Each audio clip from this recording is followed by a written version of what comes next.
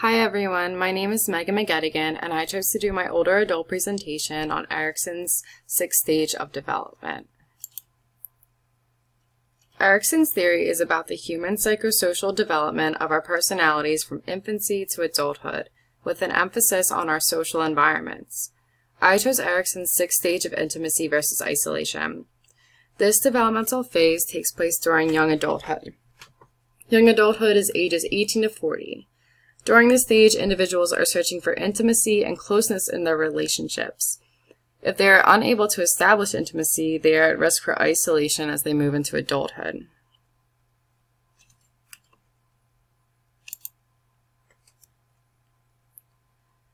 So, my interviewee. My older adult is 65 years old, and to keep confidentiality, his pseudonym is Bob. Bob is a white male. He is the oldest of 4 siblings. His older brother is deceased, and he is currently in his second marriage.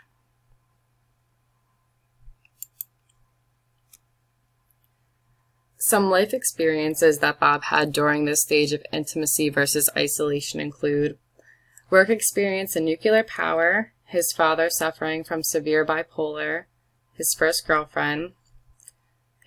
His older brother has a tragic, unexpected death. Bob is 22 and his brother is only 24. He builds his first home himself. Abortion with his first girlfriend. This decision was heavily influenced from his family. His second abortion from another girlfriend. Bob described this as traumatizing for multiple reasons. His mother passes away. He's married and divorced. Some accomplishments and challenges that my older adult experienced. His accomplishments include his high school graduation, working in nuclear power. Bob was very proud of this opportunity. He really loved his job. His marriage, raising children. He has 2 children. His daughter unfortunately passed away of cancer when she was only 21. Bob owned a very successful gas station. They had the highest revenue in South Jersey. Some challenges that Bob faced: the sudden death of his older brother. He was crushed in a work accident, and they were very close. Abortion, as I mentioned earlier, there were 2 incidents. He feels very guilty about this. His mom passing away. Divorce. Both his father and sister were very mentally ill. Both are bipolar. His father had some violent tendencies and would go to a hospital for months at a time. Now his father is deceased, and his sister is still alive and still faces illness. So, some further information on intimacy versus isolation. Intimacy in Erikson's context is not limited to the qualities of romantic couples. Intimacy is a potential within an individual. Intimacy consists of 3 elements: the willingness to make a commitment to another person, ability to share at a deep personal level, and the ability to communicate inner thoughts and feelings. This is all according to Mark Weinberger and his study of intimacy in young adults as a predictor of divorce in midlife. So individuals are searching for loving relationships and partners as well as friendships. And if you successfully complete this stage, you gain the virtue of love. If not, an individual is at risk for isolation. This is the opposite pole. This is the inability to commit, share deep feelings, or communicate. So, here are some biopsychosocial factors that inhibited Bob's crisis. His older brother's traumatic death. His girlfriend cheated on him, multiple abortions, story of heartbreak with a girl he thought he loved, marriage that resulted in divorce. He describes this marriage as a big mistake, and his father suffering from mental illness. I saw these factors as inhibitors that could lead to isolation. Now, these are some biopsychosocial factors that facilitated crisis. These are closeness with his mother growing up, also had a good relationship with his siblings. He has a strong sense of community with his coworkers that he is still in contact with. He is close with his children as well as his grandchildren. NAMI, this is the National Alliance for Mental Illness. Bob is very active with this. He was previously president for 10 years. He's a peer support group facilitator, and he also facilitates a grief group. So here are some more biopsychosocial factors in Bob's life. He did not experience much issues of diversity and difference. Bob is a white male. He grew up in a predominantly white area.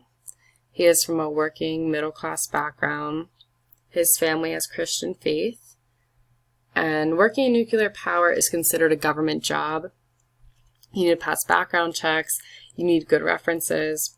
So I did not uncover issues with diversity here. Next, even though Bob did not face much issues with diversity of oppression, he did experience stigma from his father's mental illness. Losing his brother was also a traumatic event. He also lost his daughter to cancer, but that event takes place in Bob's adulthood, so I won't talk much about his daughter's death.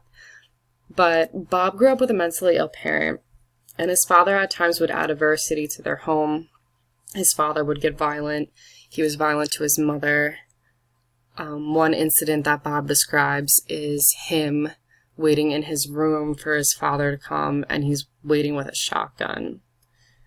Now, according to Murphy's study of adult children of parents with mental illness navigating stigma, 4 major themes of these adult children include experiences of long-standing fear, navigating stigmas, loss of self in their parent with mental illness, and recovery journeys. There is stigma or rejection of the person with mental illness, but there is also rejection of their family as well. This would include Bob. In addition to his father's illness, his brother's death also affects him. According to Dickens on the prevalence of complicated grief in children and adolescents following sibling death, children and adolescents often carry a huge burden within the family grieving loss of a child. Siblings do not want to burden their parents more of talking about their own grief, so they keep their emotions deep within themselves. These factors of stigma, death, and mental illness put Bob in situations that could lead to isolation. So aside from Erikson's view of Bob's life, another multi-systems lens is the Bronfenbrenner's ecological theory. This image is actually from our textbook. I tried to edit it to reduce the glare. So from Bronfenbrenner's theory, it says that human development is influenced by the actions of an individual and the occurrences within their environment and the interactions between the two. This is according to our Rogers textbook. In Bob's microenvironment, he is from a good community, he's active, he was in a basketball league, went to school, his family belongs to a church. His home was a little difficult with his father's illness. Like I said before, his brother's death, his sister's illness. In the mesosystem, this is the interaction between the two microsystems, between microsystems. So despite struggle in his home, he still went to school, he still worked full-time. His home didn't seem to hinder his outside environments. He was also lucky that his dad was a veteran and he'd go to a VA hospital. Also, Bob never stopped working despite his brother's death. He always felt a need to keep going. In the exosystem, this can include his involvement with NAMI, his dad at the VA hospital, his gas station being successful. Then last is the macrosystem. Bob was lucky laws were in place for his dad to go to a military hospital. His father had good resources. If his dad was not a veteran, there would have been more difficulty. Even today, there's difficulty in finding adequate mental health resources. Bob is also of Christian faith. I know he attends Mass. Bob is also active in advocacy for changing laws for those with mental illness and bringing awareness. And last, still within this frame of the macro system, is cultural norms. And Bob is not afraid to challenge these. He's not afraid to say what he thinks. He's very passionate about mental health. When talking about mental health, he explains that people are ill and that it's not their fault.